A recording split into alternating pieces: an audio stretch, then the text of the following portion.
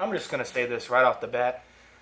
It's hot as balls outside. I'm talking freaking sauna, okay? So I was gonna do this video outside in the nice pretty daylight and the sunshine so everybody could kind of see, you know, I don't know, some sun, some nice scenery. Also, the shop though, it's not bad. It's not bad scenery, but you know, I don't want to sweat to death and the sun is like blasting down on your back. It just, no. Alright guys, so today's video is going to be the 5 mods that I think are the best for like a factory S2000, or if you're just getting into an S2000 and it's all stock and you're like, dude, I don't know what to spend my money on. I don't know what are going to be the best bang for the buck kind of mods for this car because it's already so freaking great. It's hard to know where to put the money, I guess. So I'd come up with a list, I would say, of what I think are the 5 best mods for your factory S2000 that's never been molested, never been touched, and you want to know where to spend your money. You want to know where to spend your hard-earned cash so you're going to get the best bang for the buck on an already amazing car. Alright guys, we're going to go ahead and get rolling with the list. So don't think that you need to do one before the other. It's really, they're all great mods. So it's kind of like when you get the money, you just spend the money and then you move on to the next one. So number one I'm going to go ahead and list is brakes.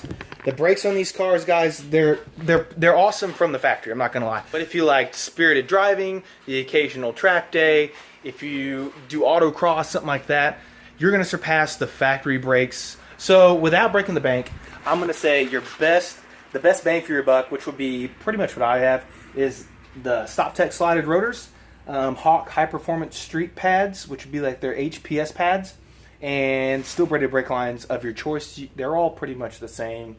I wouldn't obviously go with like an eBay brand, because it's a freaking brake line, guys. It's important. You need to stop. You can spend less than $300 and get the same setup I have. That's on the fronts only. And then for the rear, you just really need some like clean factory style rotors on the back. And you can run the Hawk HPS pads also on the rear. Or you could even do like a very nice set of OEM style pads, which would be like your top of the line ones from AutoZone or O'Reilly's. Or if you want us to go all out, you can spend a bunch of money and get the OEM ones from Honda, the dealer, and you're going to pay for them. That is, again, that's on a budget. That is just trying to get the job done. I've had these brakes on my car, this whole setup here, for probably about 3 years.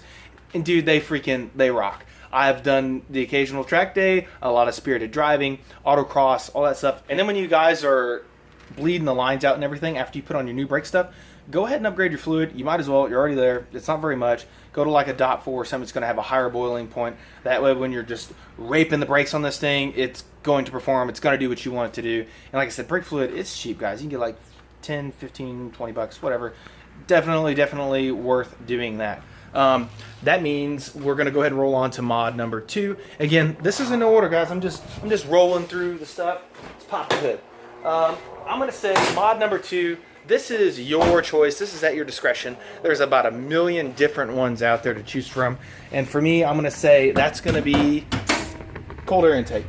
I have a cold air intake on this car, and it's actually a freaking eBay one. I'm not going to lie, guys. Let me put this hood up here.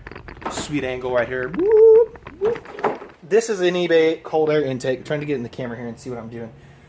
Guys, it's some freaking piping and a filter. It's not rocket science. Don't overdo it. Don't overthink it. If you're just trying to get the job done and you're trying to suck some colder air from the front bumper, if that's the style that you want to do, you can get this dude off eBay for like 62 bucks. And if you flip through enough bull crap, you can find the one that comes with a good filter. I would say that's probably the biggest fail on the eBay cold air intakes, as long as the piping and everything fits, is the filter. They got some junky, cheapo BS filter that's probably going to suck up in your intake and freak your motor up. So don't buy the cheap ass filters that come from eBay. Just throw them in the trash. This one here came with the AEM dry filter, so good quality filter, good quality name. The piping is cheap. It was ugly, cheapo. It was just nasty looking chrome. It wasn't tore up, but it did not look pretty at all, guys. It was kind of hazy. It's cheap. It's cheap. You know, it's cheap. It also had some like stupid random bracket that went. You can't even see it because I shaved it all off and ground it down and made it all, you know, as pretty as I could. But it had some random bracket that went to nothing, so we cleaned that off.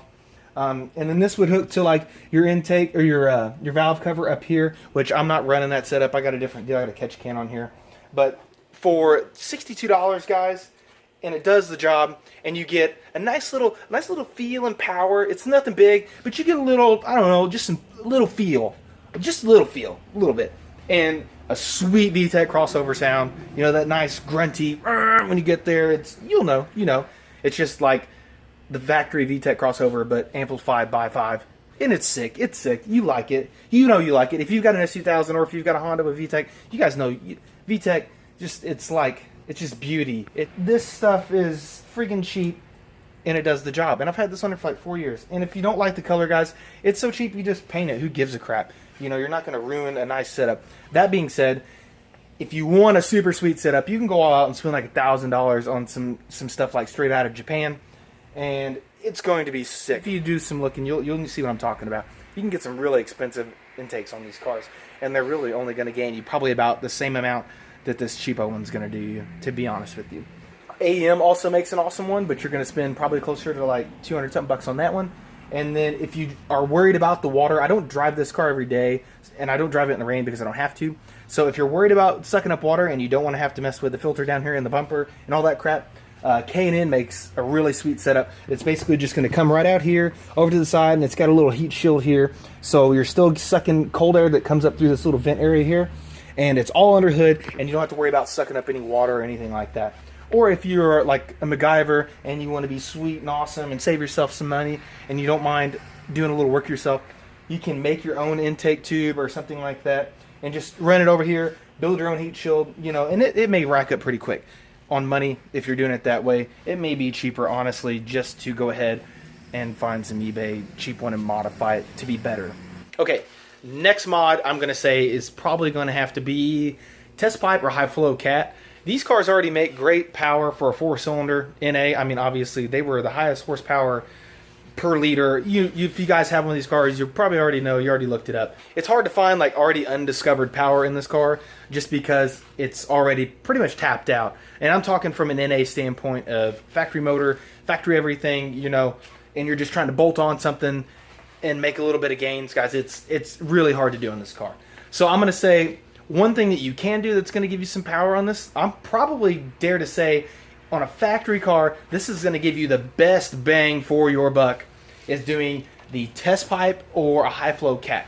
So if you don't have emissions like me, go test pipe. It's just basically taking your catalytic converter out and putting a straight through pipe, and that's going to let this baby breathe. If you do have emissions, you're going to have to go with like a high flow cat. Those do cost a little bit more, and I don't really remember.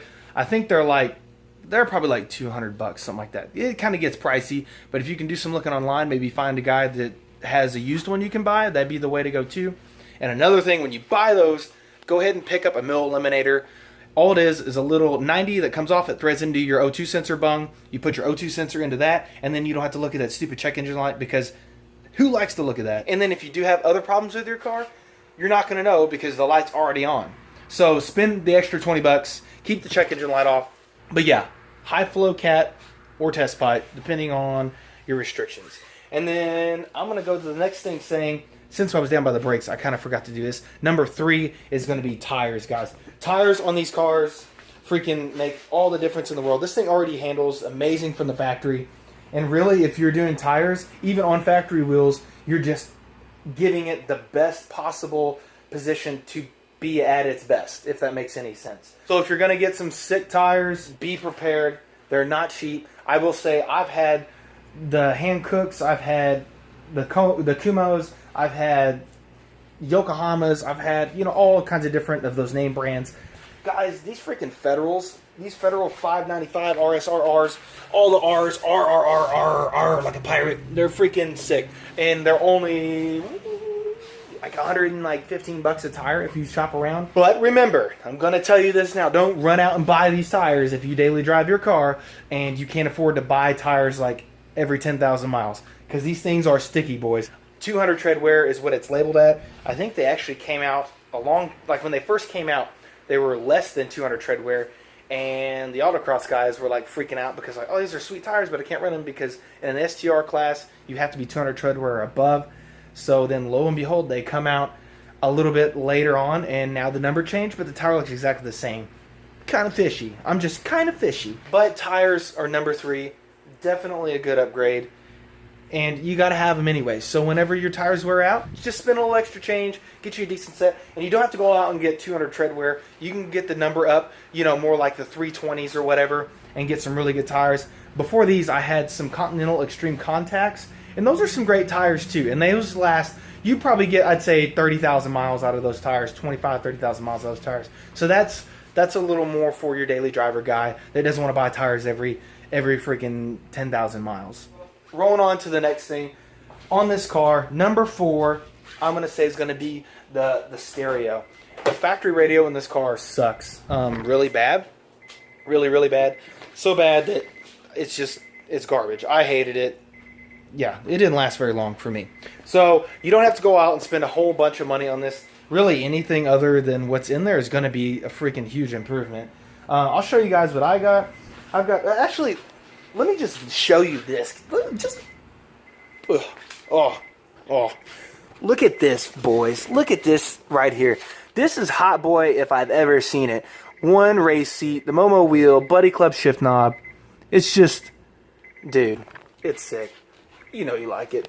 Anyways, getting up in this thing is freaking... Oh my god. Whoopsie. I'm pulling this thing off. Put that back on. Yeah, I've got this sweet Kenwood unit and Kenwood speakers. Here's the unit. I can go and fire this dude up so you can kind of see what it looks like. Hopefully my Bluetooth isn't on and it tries to link to it. It did that to me before. But, let's see. There she goes. Hello, you're alive. Yeah, and this thing's pretty sweet, guys. It's got the USB dude here, or whatever. Plug your wiener in there, stuff in there. And then you've got the CD player. Yeah, it's a freaking CD player, guys. I can't talk too much about it. I mean, you've seen them before. And this one you can change colors and stuff. It's pretty cool. I think I only paid like 130 bucks for it. And then I also got the Kenwood speakers and the doors. They're really easy to change. Just to put in this whole setup took me probably about 45 minutes. And then also when you buy the stereo, go ahead, don't be that guy and start cutting the freaking harness and stuff. Buy the little connectors and everything to make it right, so you can just plug in your factory harness into that and then straight into the Kenwood. If you want to spend more money, you can get on the Modify site and buy the thing that goes into the back of the radio so that you can still use your hand controls, because you will lose that. Mine do not work because I was going to buy the deal to swap over, or the deal so that I could use my radio with the hand controls. It's like 90 bucks. Just kind of never got around to doing it. I don't know. No excuse. That's something I'm probably still going to do, but I haven't done it yet. So just be aware, whenever you put a stereo in this thing, you're going to lose that unless you buy the modified deal so that you can still use your handheld deal over here. So, that being said, last mod, what did we do? We did the intake, the tires, wheels, high flow cat radio. What is that? 1, 2, 3, 4, 5. That's it? Okay, yeah. These are just touching, we're just touching the base of this, guys. We're not even really, God, get out of that. That's another thing. If you put a seat in your car, I'm telling you guys, if it's a fixed backs bucket, it's kind of a pain in the butt to get in and out of. But these are just 5 basic mods that you can do to your factory S2000 to basically just be like OEM plus, if that makes sense. I heard a guy say that once, and it was like something I'd never heard before. Maybe a million people say that. Maybe it's a big thing that I just never heard of. But I heard a guy say that once, and I was like, hey, that's a good analogy. That's a good way to put it. But it's like OEM plus. This car is already freaking awesome from the factory. To grow off that, you kind of want to do it right. You want to do the right mods. I would say my 5 basic beginner mods for a factory S2000 that hasn't been touched, or if you're looking to modify your car in a positive way. Brakes on this thing, good sticky tires, cold air intake. Just for like I said, it's like a 2 to 5 horsepower gain. You're not really going to feel it. You feel it a little bit though. You do feel a little bit, because my butt dyno is pretty well dialed in. I'm going to say you'll feel it a little bit. The VTEC crossover and the sound though is awesome, and that makes it worth $62 if you're going to go that route. You know, high flow cat, test pipe, and radio, guys. I mean, just those mods alone are going to make the car way more fun, way more enjoyable. It's going to kind of like upgrade the things that you wished would have been a little bit better from the get-go. And just a little background history on me with this car, guys. I bought this car factory stock, nothing done to it. So every mod I've done on the car, I've done myself and I've put on so I could feel the changes going from factory to these upgraded things. And that's why I felt like, hey, I'm a good candidate to make this list, because I started from the bottom with no parts on the car, just totally factory, went through all the different steps to get there. So it's kind of like I saw the changes that were positive and the ones that really weren't worth the money. So, you know, I want to pass it on, guys. I want to help you guys out, because it's a hard world out there. You know, you go to work every day, you grind, you make your money, and then you go spend it on, you know, what you love, and then it just turns out being a giant turd, and that's freaking disappointing. So if I can help you guys out in any way to save some money or get the best things you can get for your money, I'm going to try to do that. That's the goal here. That's what I'm trying to do on this channel. That's what I'm trying to do every day, just to help people out. Alright guys, so I'm going to wrap up the video with that today. If you like the video, subscribe for more if you want to see more, and just have a good day. I'm going to make another video here in a couple days or so, and I'm not going to tell you what it is. You just look, hit that subscribe button and just watch out, because it's going to be dropping soon. Thank you guys for watching. I appreciate every one of you. Keep chasing that dream.